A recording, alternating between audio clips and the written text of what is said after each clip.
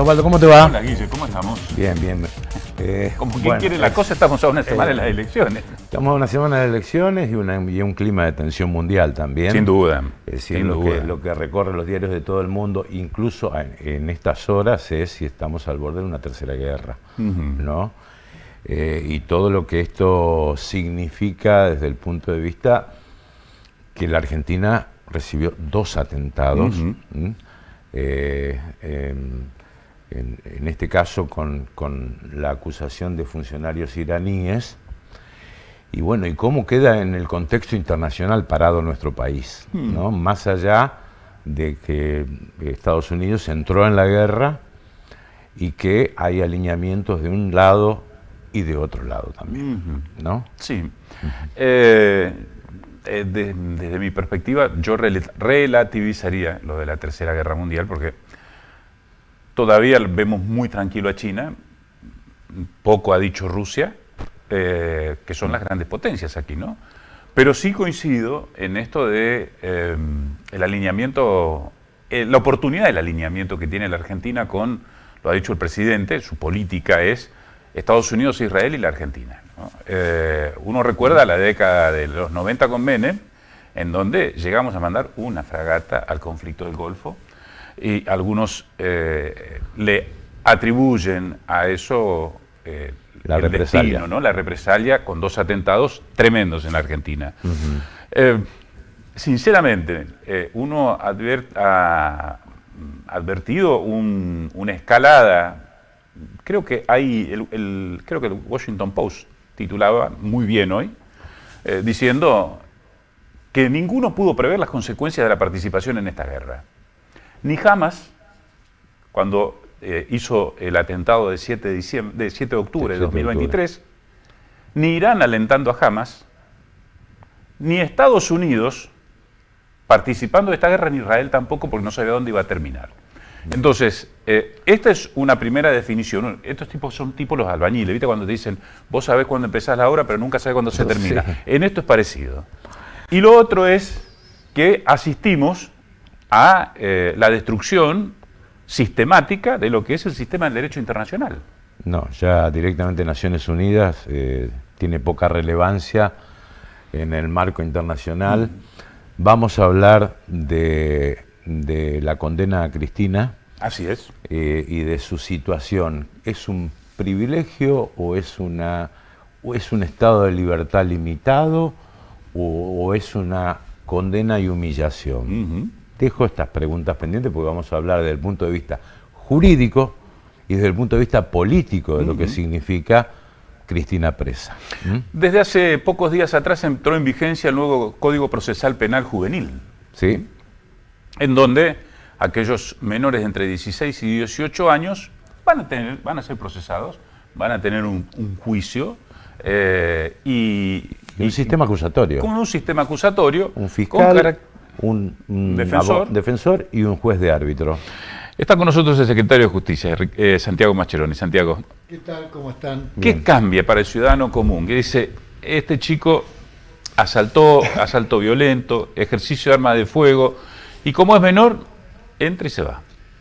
No, eso es un criterio que se apunta con esta nueva legislación a ir cambiando. No pasándose de lo que no corresponde, pero tampoco teniendo una mirada tan laxa sobre lo que es la problemática del delito violento aún en menores de edad. ¿Qué se cambia respecto del anterior sistema al actual? Que como vos, Willy, decía, acá estamos en presencia de un proceso acusatorio, que se termina ese mecanismo inquisitivo. Téngase en cuenta que el sistema que estaba en vigencia hasta la semana pasada era más arcaico y diríamos regresivo que el sistema que actualmente tenemos para el enjuiciamiento de adultos, en donde hay criterios en los que se avanza mucho. Por lo menos de respecto a la anterior legislación cobra una importancia muy, muy significativa el tema de la víctima y sus derechos. Sí. La posibilidad de estar presente. Puede haber querella, no autónoma, pero sí adhesiva, adherirse a lo que sea el trabajo de investigación del Ministerio Público. Vamos a aclarar, Santiago, que esto no significa la modificación de la ley de fondo, No. de bajar la imputabilidad a los 14 años, digo porque hay proyectos en danza en el Congreso Nacional. Eso es pues, una competencia claro, del Congreso de la Nación. Claro, vamos a Cada aclarar. uno tenemos nuestro parecer, yo en eso he sido reiteradamente crítico, pero no es un tema que en este momento esté puesto arriba de la mesa, porque de producirse esa modificación legislativa en el orden nacional, lo que variaría es la parte operativa, porque se tendrían que modificar rangos etarios, nada más. Pero desde el punto de vista sistemático, lo que se ha hecho con este código, que se tomó mucho tiempo para ser sancionado. No, esto no fue una cosa que vino de un día para el otro, hubo distintos proyectos en el marco legislativo, avanzaron con medias sanciones, retrocedieron y se llegó a este entendimiento de pasar el viejo sistema de la justicia penal juvenil en jurisdicción del Ministerio Público de la Acusación, de manera tal que ahora lo que se han pasado, y se votó el otro día, pliegos de 9 fiscales adjuntos que van a tener a su cargo la instrucción de la vía penal propiamente dicha, los jueces que van a formar parte del colegio y oportunamente resolverán, la defensa y eventualmente, decía hoy yo, la querella, que no puede actuar por sí misma, pero puede ser adhesiva del Ministerio Público. La participación de la víctima yo creo que es también un paso, porque no se pueden tomar decisiones cualesquiera que sean, sin ser oída la víctima en el caso de delitos, la víctima o sus familiares. Entonces yo creo que aparece una nueva alternativa, que obviamente el tiempo y la experiencia va a ir obligando a modificar, ampliar o reestructurar, pero lo cierto es que hay una decisión política de pasar a un sistema que es acusatorio, adversarial, con participación activa de las partes que forman parte, si vale la redundancia, que integran el procedimiento propiamente dicho, y esto va a dar, sin duda, una justicia de mejor calidad, o por lo menos más vinculada a los estándares que hoy se necesitan, y no el proceso escriturario frío, distante, que se aplica a la literalidad de la ley, dice menor, puede salir así, haya matado a 25 personas. Hay miradas diferentes. ¿Y qué se hace con el pibe de 16, 17 años que cometió un delito grave, Santiago? Bueno, ¿Dónde va? No, hay institutos. Sí.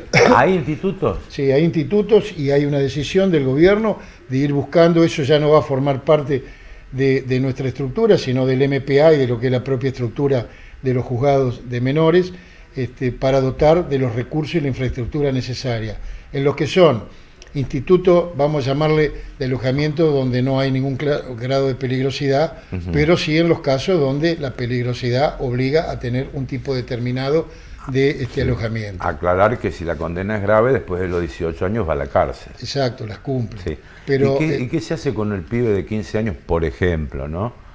que asesinó a sangre fría al estacionero en Rosario en la semana trágica de marzo, de aquel marzo? ¿Qué se hace con un pibe de 15 años que cometió semejante hecho? Yo lo dije alguna vez, Willy, y lo repito, hay que pensar cómo un pibe de 15 años llega a cometer ese tipo de crimen. El sistema penal lo que puede hacer es apartarlo transitoriamente de la circulación, buscar los mecanismos de, no digo de reinserción así como tal fácil, sino de la búsqueda de salidas o alternativas que permitan cambios de actitud. Si no, tiene que evidentemente estar en un alojamiento que impida el peligro o la peligrosidad para sí mismo y para terceros. Yo no puedo decir que la cárcel sea la salida exclusiva para cualquier persona en esas circunstancias. Lo que hay que preguntarse es por qué una persona de 15 años llega a eso: sicariato, degradación personal. ¿En qué parte el Estado no ha hecho su tarea, o la familia, o la educación? En muchas, Santiago. Exacto. Hay chicos que han participado de hechos estos de esta semana trágica de Rosario, que supuestamente estaban en institutos bajo tutela de la Secretaría de Niñez. Eso está probado. Entonces digo, ¿qué parte del Estado no ha hecho su trabajo? En mucho, ¿no? Bueno, sobre todo en este aspecto. Se ha tratado dar un cambio de funcionamiento que yo digo que es importante en materia de enjuiciamiento para este rango, es decir, los menores que están en conflicto con la ley penal. A partir de ahora empieza un nuevo paradigma. El Ministerio Público de la Acusación y la Justicia también tienen lo suyo para ir avanzando en esto, y bueno, Ayer hay un televidente que dice, muy lindo, doctor, habla lindo, habla florido. Pero se ahorren los calificativos, los agradezco. Pero a mí es que me cambia, ¿no? Porque viene el pibe y me achaca, me amenaza con un arma de fuego, me saca el auto. Hay una diferencia. Hoy, en el anterior sistema, usted no iba a ser escuchado. La víctima no existía. En la víctima es parte. Parcial, no puede avanzar, no puede crecer per se, pero es parte y debe ser escuchada. Y el juez, terminado lo que puede ser una investigación, tiene la obligación de respetar y de escuchar a la víctima en el proceso. Esto es un dato cuantitativo muy diferente, porque también quienes han sido víctimas de delitos violentos tienen derecho a expresarse qué les parece la salida, entre comillas, o la solución judicial que se adopte jurídica respecto a una situación que lo ha perjudicado o le ha hecho un drama tremendo en su propia vida. Y la otra es, hicimos un cambio en el Ministerio Público de la Acusación, hay fiscales designados para llevar adelante la acusación. ¿Qué pasa con la defensa, ¿no? El Servicio Público Provincial de la Defensa es el que se encarga de la defensa de los menores. En el caso que así se solicite lo pueden garantizar, pero también está la obligación por parte del Estado de proveer, en el caso que fuera requerido, abogado del niño, cuando corresponda, o el Servicio Público Provincial de la Defensa abordar la defensa que corresponda, para quien no tenga un recurso propio en ese caso. También otro hecho... Garantiza, perdón, el Estado garantiza de una forma u otra el pleno ejercicio de la defensa de una persona que pueda estar imputada o vinculada a una acción delictiva. Bueno, otro hecho que tiene que ver con el ámbito de justicia que fue sobresaliente en la semana fue el primer juicio por jurado. Así es, en San Cristóbal, ¿no? Sí. ¿Satisfecho? ¿Satisfecho? Yo sí. ¿Sí? Fue un trabajo largo y era una gran incertidumbre también, por las conjeturas que existen, de que la gente es demasiado permisiva, demasiado dura en el castigo, o que la gente no va a entender lo que está, ¿no? Sin embargo, yo creo que tanto en el proceso de selección, de preparación de este juicio, como de selección de los jurados y del funcionamiento, que las partes lo reconocieron, se han cumplido las expectativas que este sistema nuevo de participación democrática del ciudadano y de la ciudadana común, de a pie, durante un tiempo breve, pero durante un tiempo al fin, integrando el Poder Judicial de la provincia, determinan la culpabilidad o la no culpabilidad en el caso de un delito. Uno bueno, acostumbrado a las redes sociales, a las corrientes de opinión, uno imagina que cuando se planteó incluso ya la instrumentación del juicio por jurados, que los jurados van a tener, en su pensamiento el criterio de mano dura. Y sin embargo no fue así en este caso. No fue así. No fue así, en otros tampoco y en otros diferente. Es decir, lo que uno tiene que entender es que el jurado llega a su veredicto después de haber visto en 1, 2, 3, la audiencia que dura el juicio, los hechos ahí al alcance de la mano. Sabiendo de primera fuente cómo fueron los hechos, constatando si da lugar, el tipo de documental que acreditan, las periciales, lo que sea, y forma su criterio. El juez le da las instrucciones y se juntan. Y por la rapidez con que llegaron a veredicto, se debe interpretar que ha habido una coincidencia, que uno va formando su opinión a medida que el juicio transcurre, para dictaminar o dictar veredicto con unanimidad, como fue en este caso. Adviértase que para nuestra ley, lo hemos dicho, tiene, a diferencia de otras legislaciones y más siguiendo el modelo americano,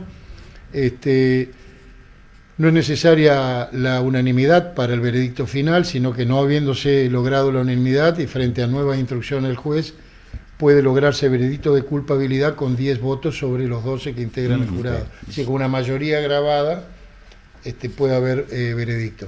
Y en este caso el veredicto fue de culpabilidad. Lo que pasa es que la vinculación y la intención de la Fiscalía de relacionarlo a esto con la cuestión del femicidio, el jurado entendió otra cosa, dio otra cosa y resolvió su veredicto de acuerdo a lo que le pareció. Y yo creo que uno, salga como salga, tiene que respetar la decisión de la justicia, porque esta fue la decisión de la justicia.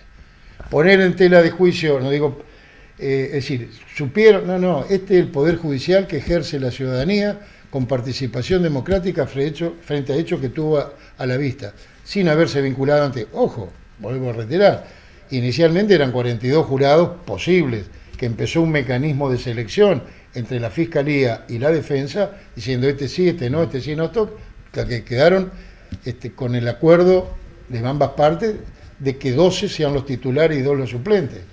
Y 30, más o menos en el orden de los 30, quedaron en un segundo plano por distintas razones, fueron descartados. Algunas porque cuando las preguntas que se hacen previamente dan lugar a que pueda haber una interpretación en una o en otra dirección, directamente eso no se lo selecciona para integrar el jurado definitivo. Yo creo que, bueno, la provincia tiene por delante un desafío. Desde el punto de vista administrativo y preparatorio, yo tengo que reconocer el trabajo que se hizo conjuntamente entre Ejecutivo y Poder Judicial y la Secretaría Electoral de la provincia en la determinación de los criterios para elaborar la gran nube de jurados posibles, el mecanismo para salir seleccionado. Hoy cualquier ciudadano o ciudadana puede ir a la página de la provincia, buscar en juicio por jurado el link, poner su documento de identidad y ver si en una de esas está dentro de esa nube que puede terminar siendo o no jurado en un eventual juicio. Y si cree que no le corresponde, hay una multiple choice para tratar de ser desvinculado de esa lista. Reitero, ciudadanos mayores de 18 y menores de 75 pueden ser seleccionados como jurados para un futuro. ¿Cómo sigue la historia? Ver cuáles son, de acuerdo a la Oficina de Gestión Judicial, la denominada OGJ, de situaciones que puede haber para la circunscripción número 4, con asiento en Reconquista, que inicialmente eran de Vera, pero creo que estarían agotándose, Venado Tuerto, y finalmente, segunda mitad del año, en la jurisdicción circunscripción 1, Santa Fe, y la 2, circunscripción de Rosario, que sería la última. Santiago, gracias. Gracias. No, a ustedes, muy amables. Establecemos aquí nuestra primera pausa, enseguida retornamos.